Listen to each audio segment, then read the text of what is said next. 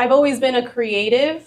So whether it be like the color of the plant behind you, that will bring inspiration to, okay, maybe like I like to see that green on a shirt or like a pair of socks or a pair of pants. So it honestly comes from everything. You're now tuning in to Unfiltered. All right, guys, so we have another Unfiltered episode here, and we wanted to introduce you guys and bring somebody a little bit different when it comes to being an entrepreneur in Fort Lauderdale, somebody that's literally starting everything from scratch. I wanted to go ahead and let her introduce herself. We have the one and only Steph. I'll go ahead and let you introduce yourself. Thank you. How is everyone doing? Good. Amazing. My name's Stephanie. I'm 30 years old, and I'm the owner of PIEL Sport. And we started off 4 years ago. We are based in Fort Lauderdale, Florida, in the Miami area.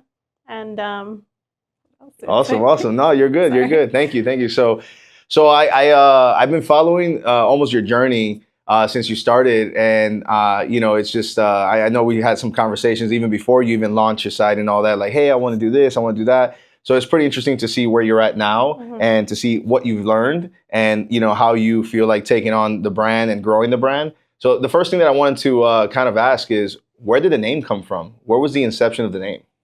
So piel means skin in Spanish, which I am Latina, I'm Colombian. So of course I wanted to incorporate my Hispanic roots into the name. So I came up with the name piel because I wanted to include all the different types of skin colors, ethnicities into the name, just to get everyone to make it like really inclusive, right? Yes, there you go. Inclusive for sure.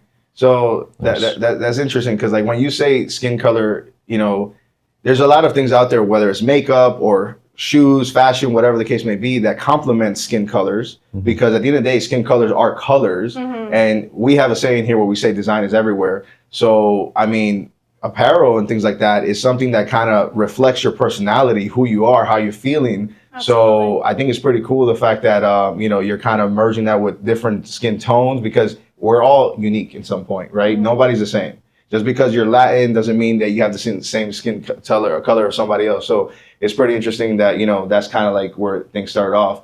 Awesome. So now, when did you say you started 4 years? So was that around like just after COVID or?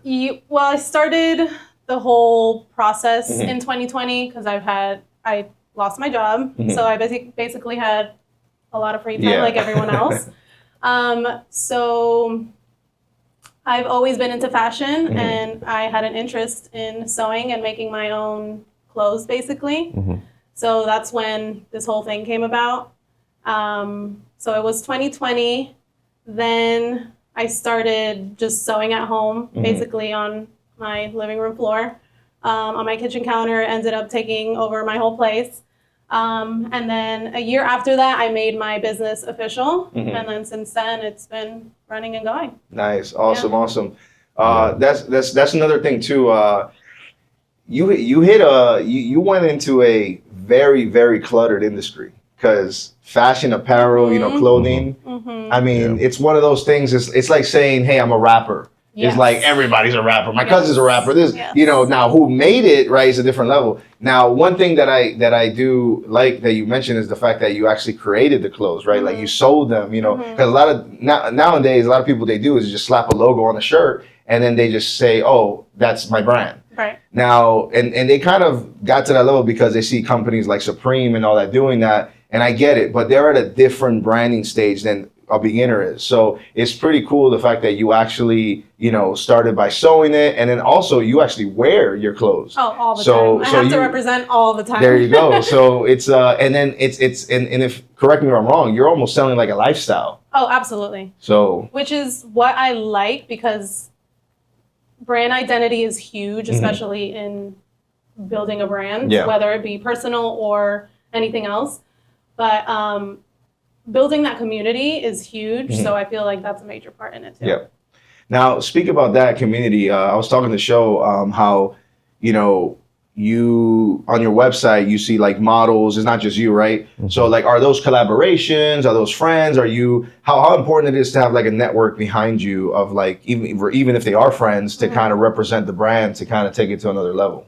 So since I am a small business and I am basically a solo entrepreneur, they are mostly collaborations, but we both get something out of the project that we're doing, whether it be apparel itself, content, putting your name out there.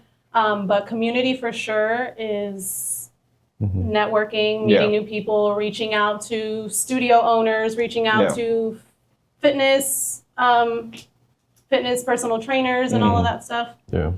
No, I think that's important because, I mean, before you would just, put your items, put an ad, and then that's it, or buy TV space or radio space. Now we're in a digital age where social media and video is king. And that's what the content you're talking about, right? Everybody's looking for content. I mean, we're creating content right now, so you're welcome. So this kind of content, it's very beneficial because it's kind of like behind the curtains, what really goes on, right? So based off of that, now I wanted to know what inspires you and how do you end up landing new ideas for the new lines that are coming out when you design your clothing? How do you get in that inspiration space? Like, do you go and kind of like, meditate? Do you go and look at other designers? Everybody has different ways of doing it. What's your way of doing it? Honestly, inspiration just comes from my daily life. I like to stay up to date in obviously the fashion aspect of things because it's necessary in building an apparel brand and keeping up to date with like all the trends and stuff. But I've always been a creative. So whether it be like the color of the plant behind you, that will bring inspiration to, okay, maybe like I like to see that green on a shirt or like a pair of socks or a pair of pants. So it honestly comes from everything. Nice. So would you say like you've seen some styles that are like kind of cyclical where it's like kind of a throwback, but when it comes back again, like say a decade later, it's like, oh, we already knew about that. Does that sort of kind of get inspired in your designs when you create the apparel, or would you say that it's kind of it's nice to see like all the throwback things come back to life because it's just basically a rotation and it's called, I guess I would consider it like vintage. Yeah, and I think it's nostalgic to people and they have that connection. Yes. So, I mean, Vincent shirts, right? They're like right? They've been in for a while. And I'm like, man, I had shirts like that I used to just work out in. And now I'm like, that shirt costs money. Right. So people thrift for that. Yeah, like literally like shirts from concerts or shirts that were given away or whatever. So it's pretty interesting, that trends, they kind of get recycled in a new way. Now, speaking of that, when it comes to trends, because you're in an industry that moves very fast. Today is Lululemon pants, tomorrow is this. How do you keep up with that demand of the public wanting something fresh and something new when it takes time to create these things? Right. Like, how do you control that? Building a personal brand and kind of like combining it to my business brand is a way that I kind of like merge it together because, I would say people follow me for fashion advice or inspiration, and same thing with like fitness. So merging those two things together, I feel like is a huge bonus. Yeah, no, it makes sense. So a question I have is when do you have like that breaking point where it's like form over function when you're designing your apparel too? Because you can there's like certain styles that you'll see, like for example, for me, I see like Balenciaga shoes, they're like the really thick soles. So like as far as a function for that goes, I guess there's comfort, but there's like a certain degree, there's gonna be that cutoff point where you have so much material that it doesn't make sense. Right. So do you find yourself struggling with that sort of aspect where you have to, decide over the form or the function of the apparel? Got to think about this, honestly.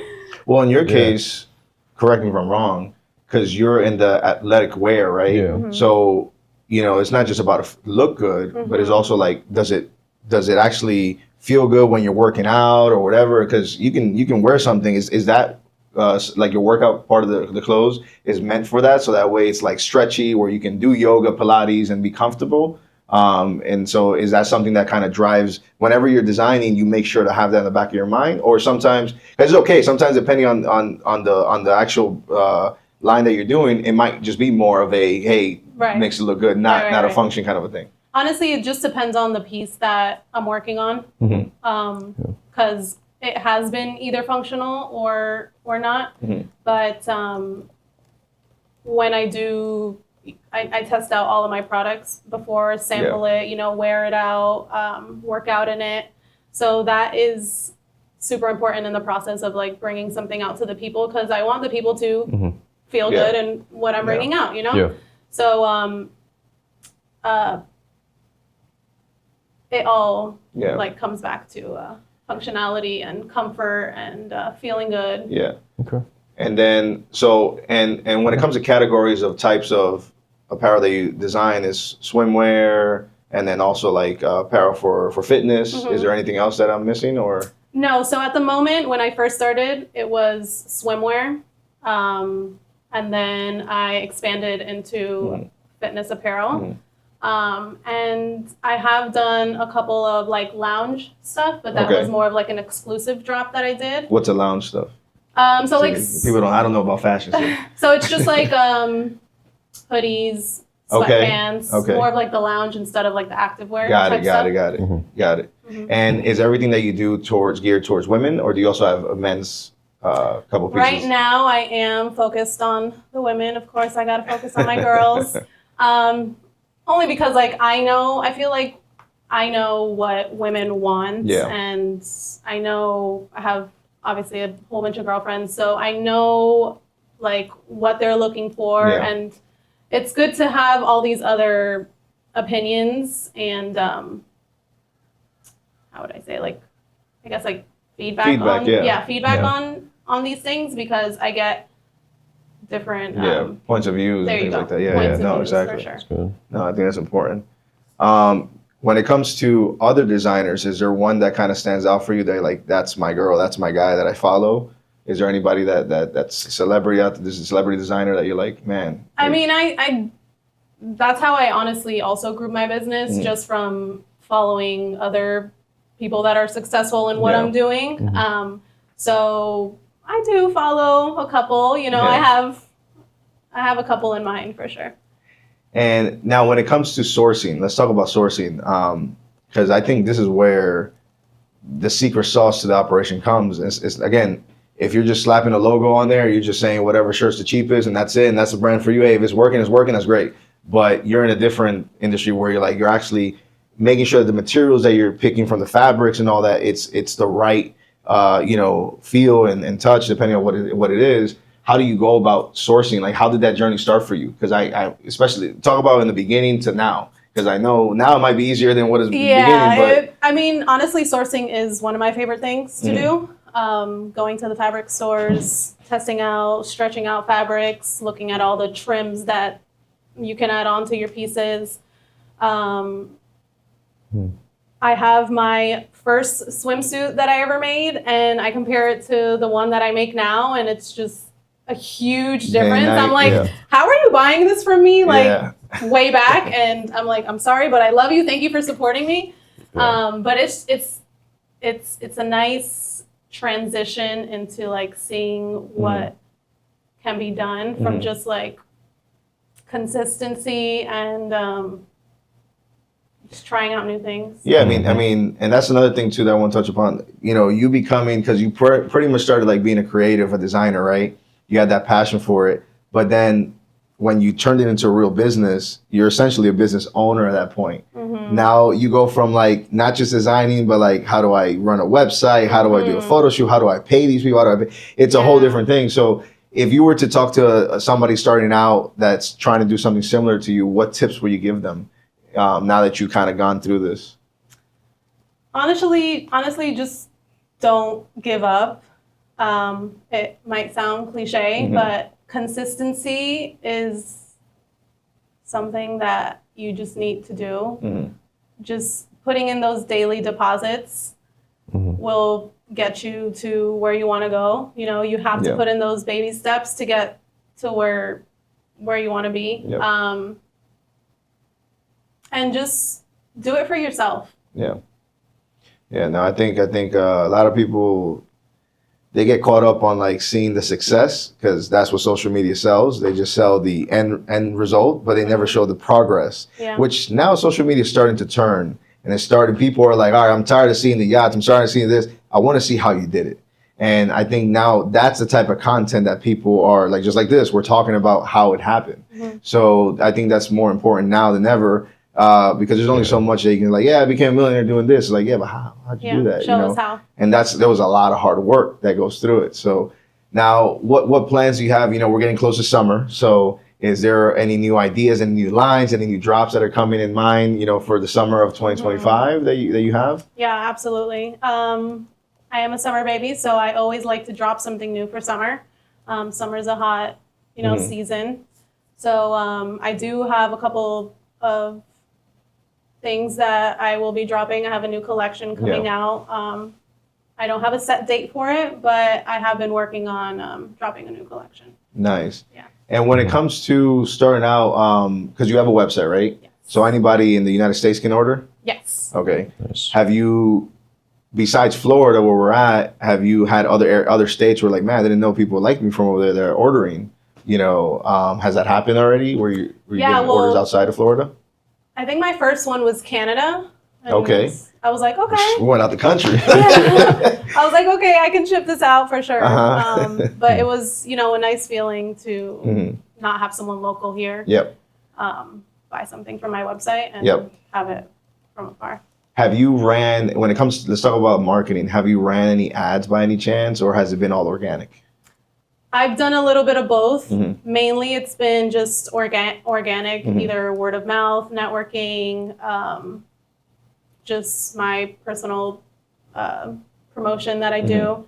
And then I've done a little bit of ads on some social platforms.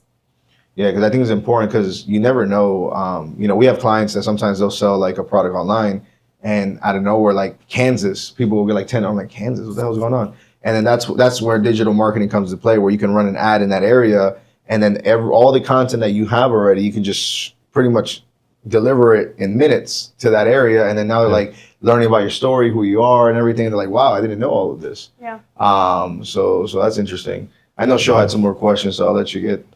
Because we do a lot of like ads, and I just wanted to touch upon that is like even in this current day and age, like the way that we can just like target certain demographics now is just like, it's so powerful.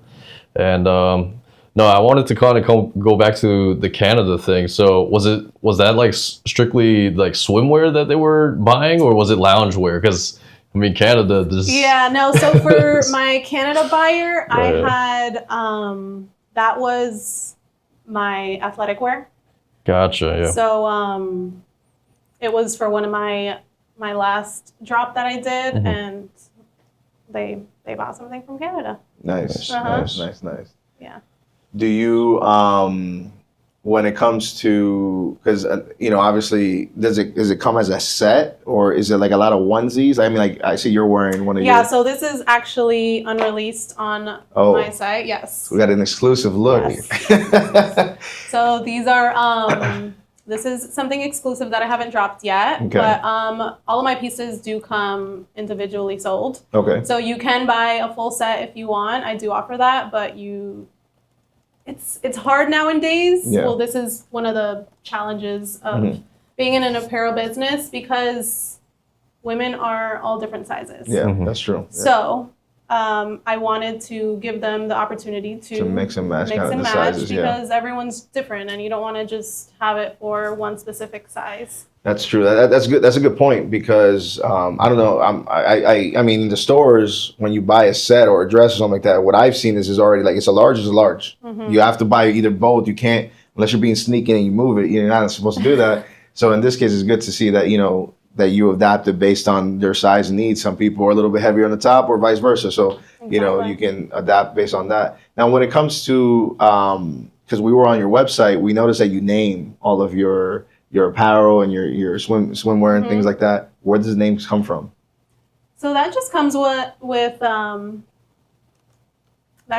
basically just the collection that I'm doing. I kind of keep it in that realm of what I'm dropping. And it just comes from whatever pops in my mind, honestly, and what I feel like is a good fit for the piece itself. Whether it be like something containing to like the color of the piece or the pattern or just the collection itself. Awesome, awesome. One thing that I noticed that you do that's different that I think helps, especially in the fashion industry. I mean, okay, so let's take this back like 5+ years, even more, even 10 years. You can build a website and just have a mock-up of the shirt and it'll sell. Now you do that and nobody's gonna buy it. You almost have to sell them the lifestyle and how it's gonna fit on them. Like if I'm gonna sell this phone, you don't wanna see just the phone anymore. You wanna see the person using the phone. So I noticed that you do photo shoots, right? And you've done them on cars, on the beach and things like that, where it kind of gives it that vibe. And I also like the fact that you keep the colors toned to the color of the actual line that is coming out. So it's really, really cool. So was that your idea or how does that come from? Honestly, same thing. Just when the inspiration comes to me, I'm like, okay, I want to do this. Like I have to do this. And I set up a mood board and I get all my ducks in a row. And then I'm like, okay, I want to do this. I need this type of model. I want to have this scene. Yeah, it's just inspiration and just bringing it all, I think it's important, all to life. So. No, I think you've done a great job when it comes to that because it kind of shows you like, man, that could be me, you know. So that's the whole purpose, right? So you want to look good. You look good, you feel good, you know, good vibes all around. So I think if you kind of push that message out, people will attract to that. And then that's when they'll continue purchasing and getting the word out and things like that. I mean, and people like to see it in real life. I'm a visual person, so if I can see it on a real human body, then I'll be like, okay, this fits like this way, or you know, it won't fit at all. But visuals is very important. So I want to ask, have you seen somebody wearing your line or your apparel and you don't know them, and you just kind of like had that moment like, wow? It is. I mean, it's nice. I actually had a girlfriend of mine text me, and she's like, she lives in Boca. I'm local to Fort Lauderdale, which isn't a huge difference. But she texted me, and she was like, "Hey, I'm at the Pilates studio, and someone's wearing your brand." And I'm like, "I love that." There you go. Yeah, it was a nice feeling for sure. Yeah, because you know everybody starts off in any business, whether it's a restaurant or anything. You start off with your friends and family, but we all know to get to the real money and everything and to really get the business off the ground, you have to go after the people that don't know you, which are strangers. So you have to convert them to fanatics, you know, and the way to do that is by telling a story. So that story needs to be told on social media, videos, content, photos, and the message. And then if you don't do a good job of that, you're just going to fall flat every time. So if other people are, you know, whether it was a word of mouth or your friend could have been wearing it and they're like, hey, where's the link? That's all it takes. And it's your website, your digital business. Like they don't need to talk to you. They can just go there and be like, order, call it a day, and boom. I love it when I hear that. Cha-ching, cha-ching. I'm like, okay, this is good. Have you ever had a situation where you got orders in, but you couldn't deliver on like as quickly as you wanted because maybe the sourcing was taking forever or shipping and stuff like that? Or have you had that situation or not? When I was sewing the swimsuits, when I had first started off, it is hard to keep up with orders because I was mainly doing made to order type of business. Oh, wow. Yes. So custom. Basically, yes, custom orders. Wow, okay. I would get them in and I would just back to back.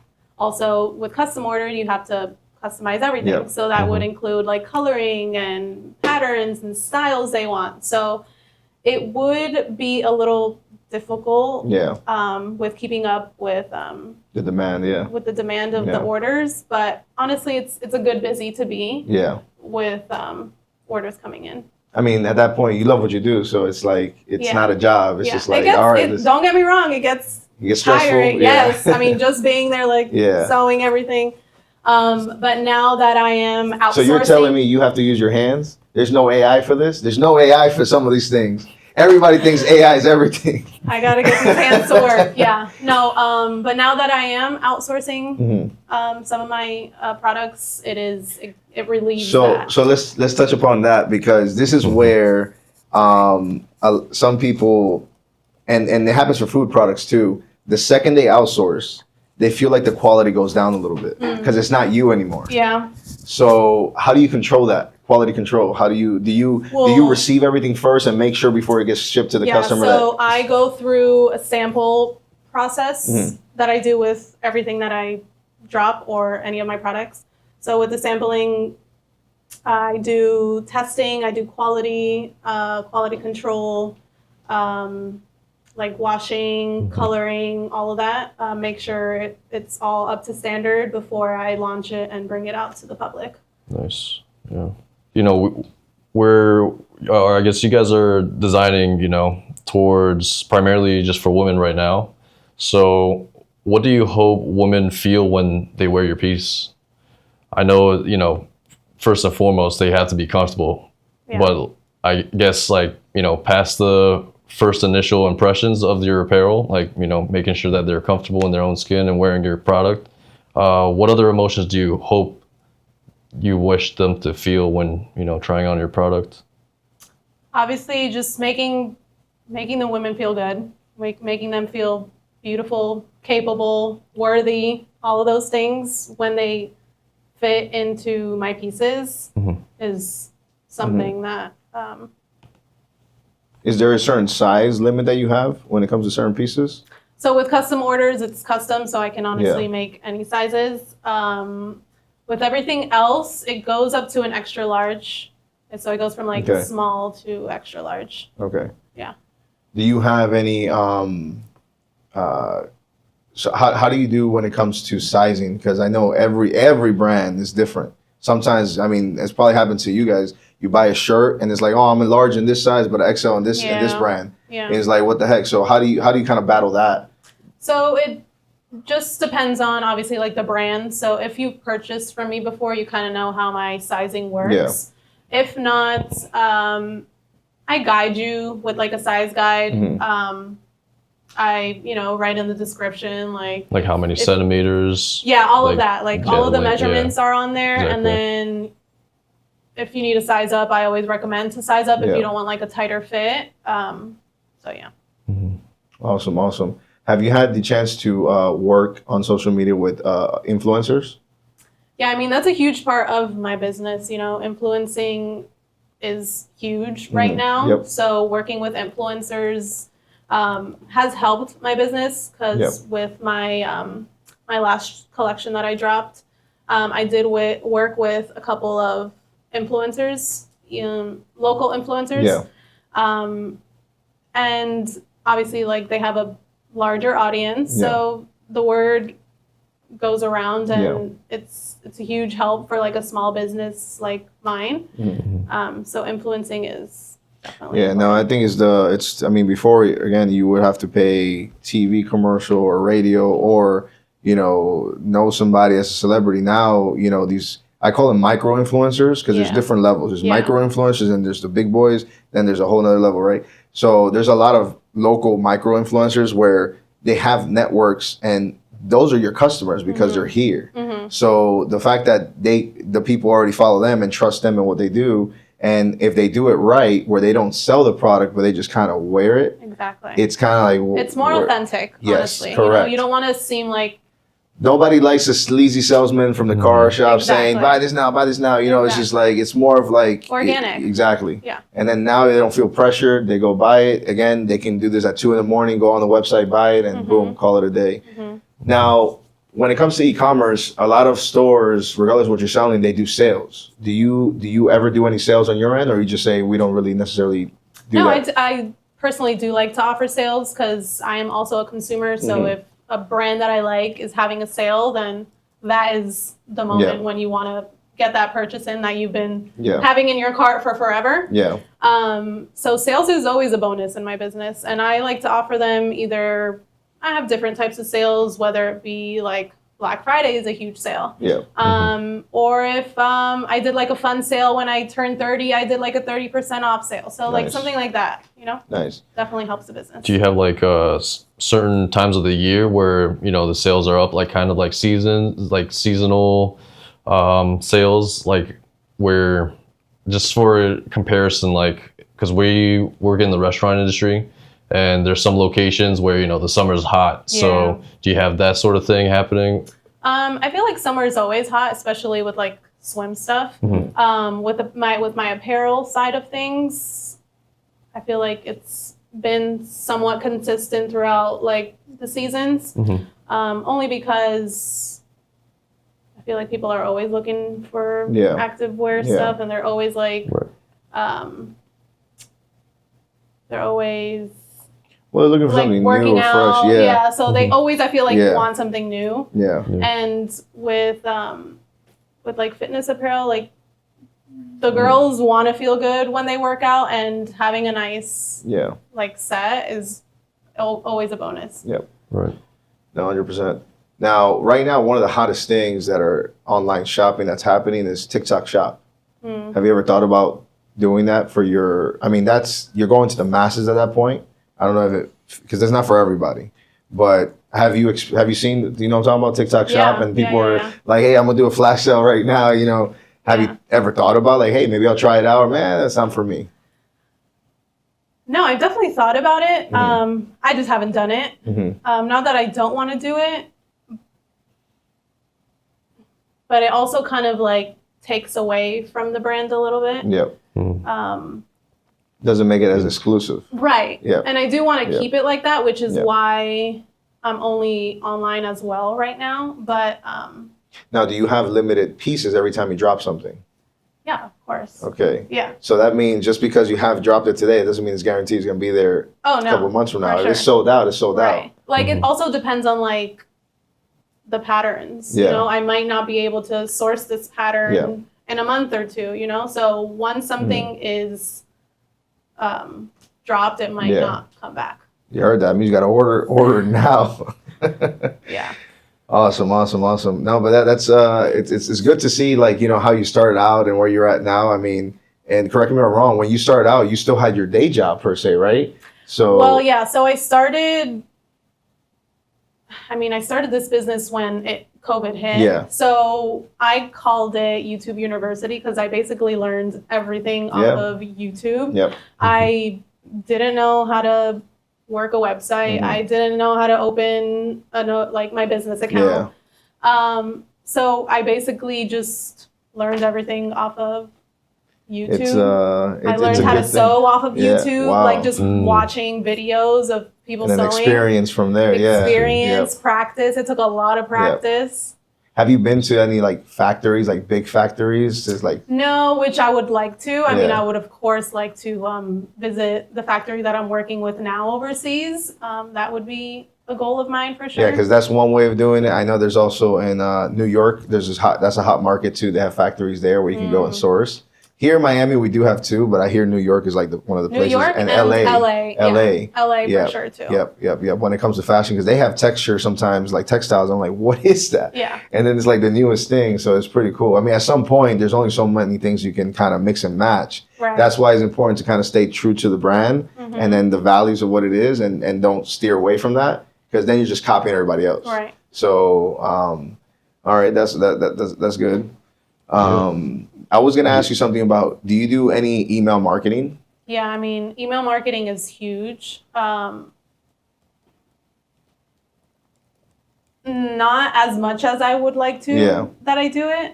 Because again, it's a whole learning process. Correct. Honestly. Well, when somebody, so like if I go to your website right now, you collected my email when I buy something, right? Yes. So then when you do your next drop, you send a blast. Yes. Yeah. Because that's one way to keep that recurring, like, hey guys, we got this coming up, so or a special or whatever. Right. So I think a lot of people think that email marketing is kind of like dead. No. And it's kind of like a 90s thing when chain mails were going around and stuff like that. But if anything, I think email marketing is one of the hidden gems that if you're not taking advantage of it, you should. Yeah. Because now, yes, doesn't mean it's guaranteed, because you got to keep in mind, like, I mean, I'm pretty sure if you look at your inbox right now, I have like 10,000 unread emails. Same. It's just crazy. I think if you don't have more than 1,000 unread emails, then you're either too OCD or you're just like. I mean, don't get me you wrong. no I do emails. like to like go through all my Me emails. too, but it's just I get. But it's a lot. I'm like, what is going on? You sign up for all these different things. Yeah. So, yeah, I mean, that's how you know, you get that little notification that something came in, and that's now the business, good thing you know? is that and this is why we tell all our clients, when we do email marketing, we try not to blast to the point where we're annoying. Yeah. We blast as needed, and when we do blast, we're providing value. For sure. Whether we're teaching them something, we're giving them a lot of people think that it's just sell. Hey, 30% off, 30% off. 30%. Yeah. It's just like, yo, dude, like unsubscribe. That's the easiest way to unsubscribe. So,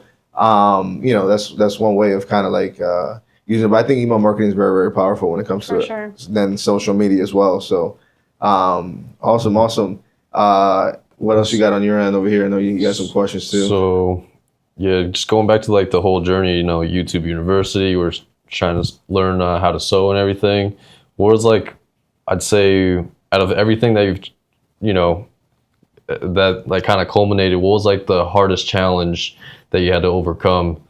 Like starting off really, because, you know, you had to learn everything, but was there one in particular that was the most difficult and like kind of the most time consuming? Because you mentioned, you know, it's got to be like an everyday thing that you got to lay down your deposit. Mm-hmm. So do you have one that kind of sticks out or? Honestly, I've had a couple of challenges as I grew my business. No, maybe like the sewing aspect of it, just finding out like the different styles, like the different patterns that needed to be made.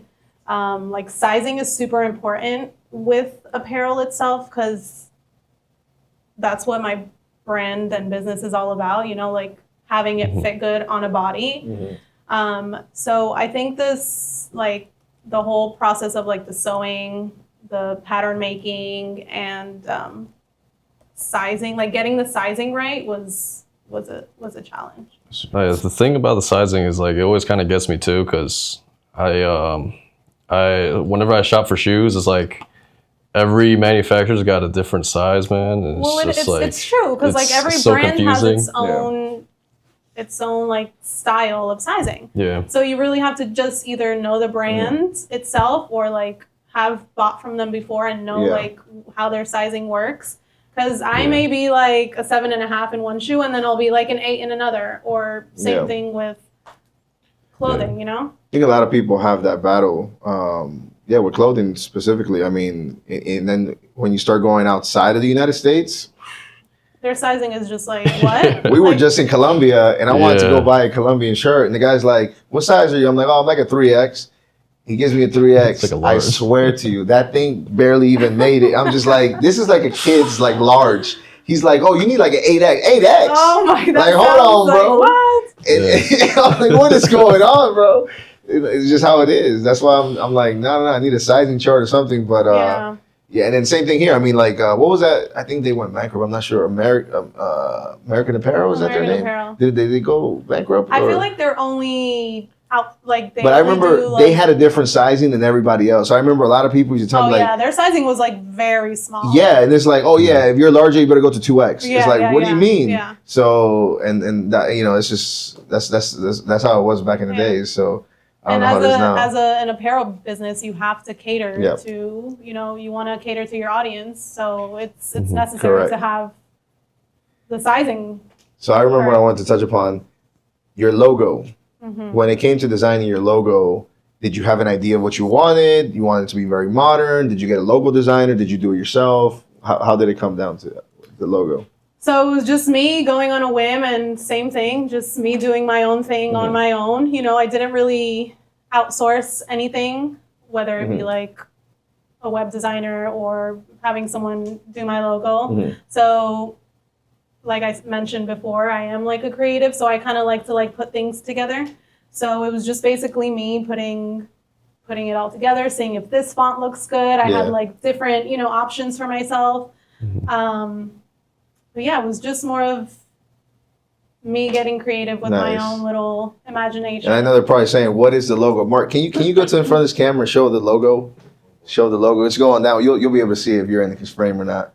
Go down. There it is. There it is. There goes the PIEL logo Sport, right there. yes. There it is.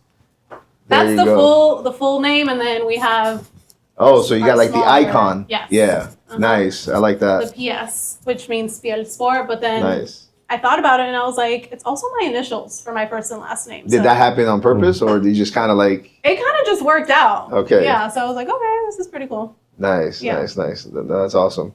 Have you thought about, well, what's in the future plans besides just apparel? Are you thinking about diving into something else, maybe accessories or something else, or just want to stick to fitness apparel for right now? No, I mean, I'm always open to any new opportunity or any new ideas. You know, if I can bring it to life and Yeah. it fits my brand, then I'm not going to say no. Yeah. I'm always open for like new ideas. I also want to do more events, more like in-person events. Yeah. I feel like that's huge for my brands. I've done a couple events now, and just the networking you get from that. Yeah. You know, people get to see your stuff in person. They get to like feel it, Yeah. and you know, people need that when they want to like buy something. Have you thought about doing a collaboration with another brand? Yeah. I've thought about that, and I was Because like, there's brands that are doing yeah, that. no, people Louis they do it all Vuitton, the Gucci, time. they do it all the time. Yeah, It's just, they do it and it's- all the time. So have you thought Yeah. about possibly going down that route For with sure, somebody? I have. Whether they're small or big, Yeah, you know? no, for sure I have. I just haven't really, I guess, like found the right Yeah. other brand to do Yeah, it because with. it has to be a good fit. It has to be a good Yeah. match. You can't Yeah. force it. Yeah, for sure. Because then the whole purpose from that is to kind of like really create a baby that you never know it could just kind of like take off. For sure. So awesome.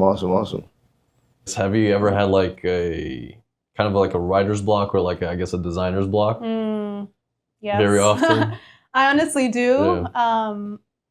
Only because you can how do you say this? Like you can only do, I don't know how to say it, but like, yes, it has definitely happened to me where I'm not either like inspired or I can't like figure out like what I want the girls to have next.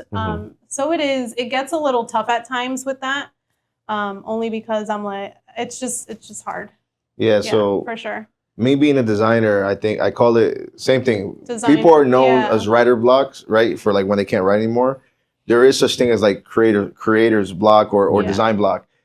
The way that I describe it is that, and this probably happened to you, where you kind of have the juices flowing and you get in the zone. And it doesn't matter what time it is, it could be 3 a.m, you don't stop. That's when you're just like, your best ideas are clicking. And that zone is when you don't want to be bothered. Yeah. It's like, leave me the hell alone, let me do my thing. That's when you're like, you know, you're putting things together, you're experimenting, and you're almost like a scientist, and that's how you create this beautiful, new product that you can sell to everybody. So sometimes it's just not there. Yeah. So, and also being an entrepreneur too, the fact that you have to deal with orders and this and that, it can get overwhelming where you can't force it. Sometimes as a designer, you can't just like turn on and off. You have to have that, like, you kind of, just like how people go to work out. Yeah, I can go start running right now, but I don't have my right shoes, or, Right. my right gear. I'm not going to really feel like I'm really working out. I'm just kind of forcing it. So you have to have that process of like, hey, let me do it right. And then the best ideas come from it. And then I honestly think it's all about being in a good state of mind For and sure. having good I was gonna vibes. say mindset. If you for don't have sure. that Yeah. good energy, Yeah. you're going to produce crap. Sometimes I tell my designers at our agency, we're like, hey, if you're having that type of day where you just can't design crap, like, I'm like, just do the easy stuff. Yeah. Go make sure all the spell check is all good, but don't design today. Yeah. Because you're going to deliver things that I'm going to send back. So it's just how it is. Yeah. And I think it is with agree. everything, with chefs, with everything. I So agree. you got to get inspired. Now, do you think, you travel too, right? Do you think sometimes when you travel into, like, whether it's out of state or out of the country, that also inspires you when it comes to like your brand and like how it opens your eyes to like other ideas? For sure. Yeah. Going to new places is always an inspiration, whether it be for my business or just for myself. But yeah, I get, the what do you call it? What do you call like the no, not the culture, but like the buildings. Architecture? There Like, you yeah, go. okay. The architecture itself and like the different places. Yeah. Is inspiring. The colors of the Yeah. water is inspiring. The people, like how they dress is also inspiring. Now, how do you consume that, absorb it? Do you draw things out? Do you write notes on your phone? Do you take pictures? Everybody note takes, I call it, differently, right? Mhm. So how do you do it? I'm more of a photos because I'm a visual person. Mhm. So if I see it put together, then I'm like, okay, I can take this and bring it to Yep. this. Yep. So yeah, photos, I would say. Yeah. No, because I think it's important because when you have something, sometimes I'll do it. I'll be like, hey, I send them a random text or a picture or something like, what the hell is this? I'm like, that's for later. Yeah. It just reminds me Yeah. of an idea that I had, so that when I go back to that place, because if not, that's the worst feeling. You have the idea, Oh yeah. and then you go back and you're like, I can't even draw it if you ask me to do I'll it. note take on my notes on my phone Yeah. too. Like I will always just either whether it be like a title of something or I want to name something specific. Yeah. Or if I want to do like just some like a project of some Yeah. sort, like I just always write it down, take a photo, Mhm. put it in my notes, save it for later, and then look back on that. Awesome. Have you thought about doing a possible like mini fashion show or something like that, or have you done something like that with your line, just your line only? No, so I have thought about it for Mhm. sure. Because I know that's a good way to like get the brand out there. Sometimes some galleries out, I mean, we're in Fort Lauderdale, right? So Las Olas, there's a lot of galleries out there, and Mhm. sometimes they'll incorporate a fashion show into the art gallery section, For sure. and it's just an interactive sure. like double. That's how you collab, right? You're like, wait, I'm watching the art and I'm watching Yeah, the yeah, models. yeah. What's going on? I've done pop-up shops, Mhm. which were really fun, just bringing everyone out, seeing Yeah. everyone come out for the brand. And to have like my little stand there with my things laid out. I think pop-ups was like something fun for sure. Yeah, and I think there's a way to connect too, especially if you're going like for a fitness market, right? You should be where they're at, because you get bombarded online with a lot of other brands, Mhm. and then at that point they just kind of get to the point where some people even get turned off. Like, I don't even want to buy anything right now. It's just like it's too much. But I feel like the fitness world is one of those places where like people kind of help each other. Everybody's on a different journey, whether they're trying to get swole, lose weight, whatever the case may be. They're more supportive. They're like, oh, this is awesome. And then from there, they all kind of cling on to each other. It's just Which is why like building a community is important Yeah. with my apparel brands. Because, you get those type of people together and then it's just a whole, inspiring to see Yeah. other people doing these things or, Yep. you look for that in other people while they're all together. Now, when you get good feedback, because this is the internet and it's 2025, there is also bad criticism and trolls out there. Have you had a situation where somebody just went off and like, oh, you're copying this or you're stuck or whatever? Have you ever had a situation like that, and how'd you kind of deal with that? I mean, thankfully, I don't think I have. Okay, that's good. Most of my feedback has been good feedback. Mhm. And I always tell people to leave me reviews because Yeah. I always fall back on that as well. Mhm. And I've gotten really good reviews. But to have someone like not like it or like really criticize it, Yeah. I don't think I have unless they didn't like Yeah, tell me. Yeah. But I feel like people would be Mhm. like, they would come back Yeah, to me and be they like, would say I don't something, really yeah. like this.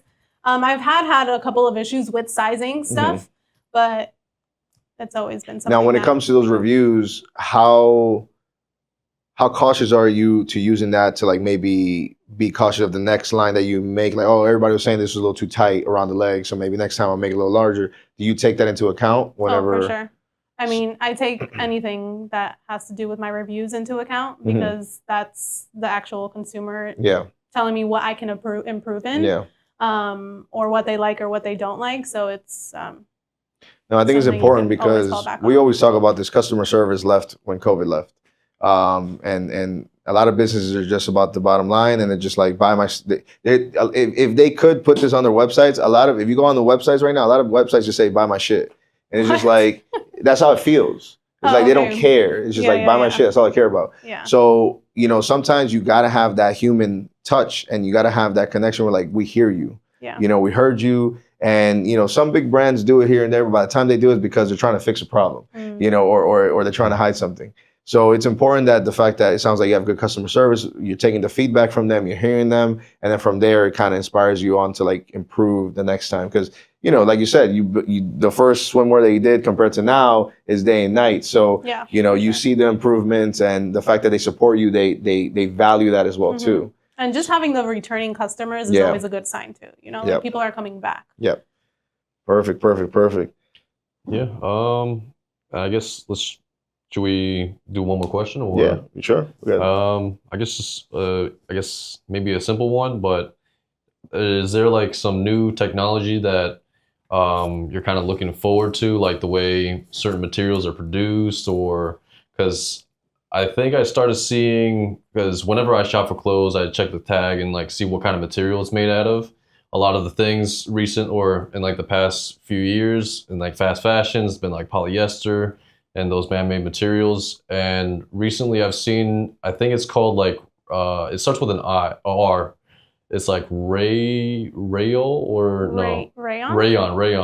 So is that like, that's kind of like plant-based? Is that correct? Or so there are sustainable fabrics that you can use out there. It's obviously just more costly. Yeah. Sure. So it just really depends on your brand. If you're going with a sustainable brand, then that would be the way to go. But there are options out there for that. Okay. Nice. Yeah, because that's I actually just bought something on TikTok the other day. Yeah. That's been going crazy. You got caught up in the TikTok shop? Yeah. I've been wanting to buy it though, and I kind of saw it and I was like, all right, let me buy it. The sauna shirts, where it's like you put it on and it has a material where it's like reflective, but the whole purpose is like, when you sweat more. But the thing about it is that depending on your skin type, I caught almost like a little reaction on my belly. I'm like, what the heck is this? My wife's like, yeah, you got to stop wearing that. Yeah. And I'm like, I guess there's no air going through. It just depends on the material and. So I was just like, they don't say any of that. They don't even say the size on the thing. Oh, like, wow. What are you buying? There's no brand. This is not coming from the States. This is coming from overseas. Yeah. So it's just, it's again, that's one thing that I've noticed a lot. And for whatever reason, even like men's shorts for like working out is like really popular on TikTok. So that's why I mentioned about TikTok earlier, because it's a cash grab right now on TikTok. Everybody's just kind of putting their stuff out there. But again, like you're not going to see Louis Vuitton on TikTok. You're not going to see, a collaboration of shoes on TikTok. It doesn't work like that. It kind of lowers the brand a little bit. Exactly. So you just want to keep your brand as exclusive as you can. Exactly.